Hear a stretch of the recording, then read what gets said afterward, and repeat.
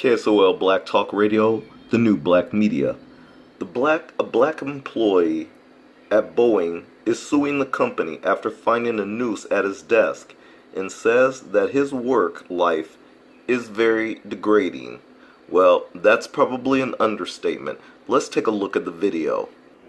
We are hearing for the first time from the man who says a noose found at the Boeing plant in North Charleston was meant for him. That noose brought to the North Charleston plant back in March. Lisa Weissman joins us now with more on this story. Lisa? Bill, Curtis Anthony, he still works at Boeing. He's filed a lawsuit against the company because he says they didn't do enough about racist harassment against him. Today we had the chance to speak with him for the first time.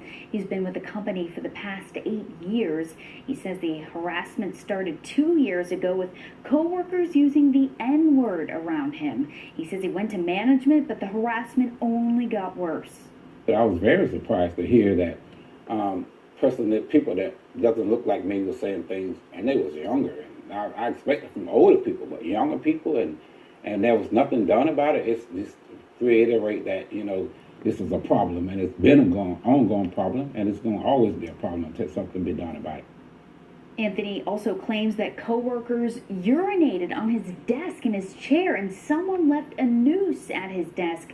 That person was fired by Boeing. Now, when asked for comment about this very lawsuit, Boeing told us his allegations are just not true.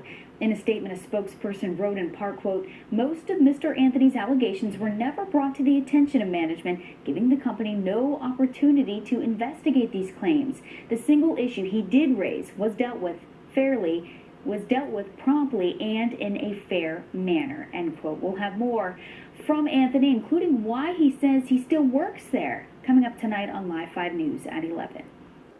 So, family, you heard that Anthony still technically works for Boeing, although he is out on medical leave.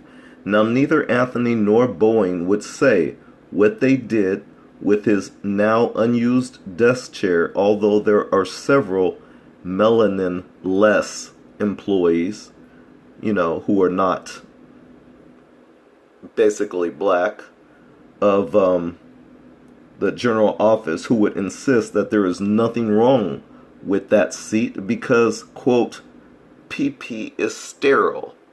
Now, this is, of course, what Europeans or other people would say, certainly not how black people feel about our work environment. Now, if you guys of other nationalities and other ethnic backgrounds, if you feel it's okay to sit there and work and continue working at a desk that has been urinated on and a chair that has been urinated on, again, that's the difference between black people and everyone else. Black people in America, the traditional American blacks, American descendants of slaves, the builders of this country, as much as everyone wants to down, talk, disrespect, kill, and everything else under the sun and under God's nose,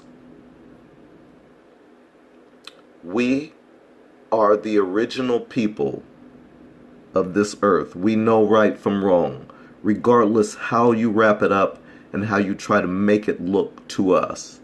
We know the difference. So all the notions that you've tried to push, how we're all the same, there are too many examples that I can give to you to prove you are wrong. But I digress.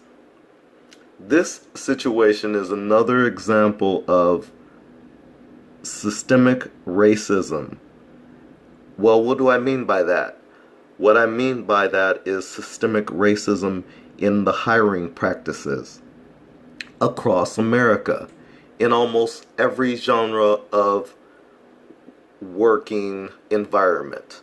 Because every time black people are enduring and having to go through and experience racism just like this, it just goes to show you how the racist hiring practices of these companies are actually missing the actual character traits of these people who are considered employees and pull off these type of shenanigans.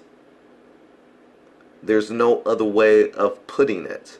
It is a glaring magnifying glass placed on the hiring practices and these racist HR employees who are actually hiring these people, and they're hiring them quote unquote based on meritocracy and their quote unquote qualifications. Never mind the fact that they're racist trash.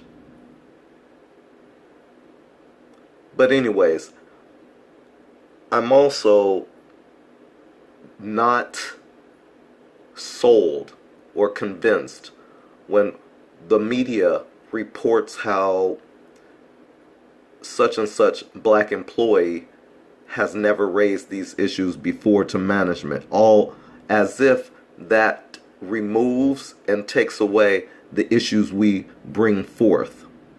It doesn't remove it or take it away. It doesn't make it any less than. And see, these are the shenanigans that white fragility tries to play. But on this channel, KSOL, Black Talk Radio, the new black media, we are going to expose these things each and every time we can. If I am incorrect, you are welcome in the comments section to speak on it. The one thing that we will not stand and go for is personal attacks, because that has nothing to do with the subject matter. The shenanigans of mainstream media to say at the end of the video that I played for you, to ask that silly question, why it is that Mr. Curtis Anthony still works for the company, that's an easy answer. It doesn't take a rocket scientist to figure that out. He has bills to pay, a roof to keep, a family to feed. He has to live. What a dumb question. I don't understand these people that work for these lamestream media outlets who ask such stupid questions. I know they're paid puppets to say those things, but it just goes to show why people don't go with the lamestream media outlets anymore. It's why they seek information and news elsewhere. It's why they're jealous and why they have an attack on some of us new media outlets.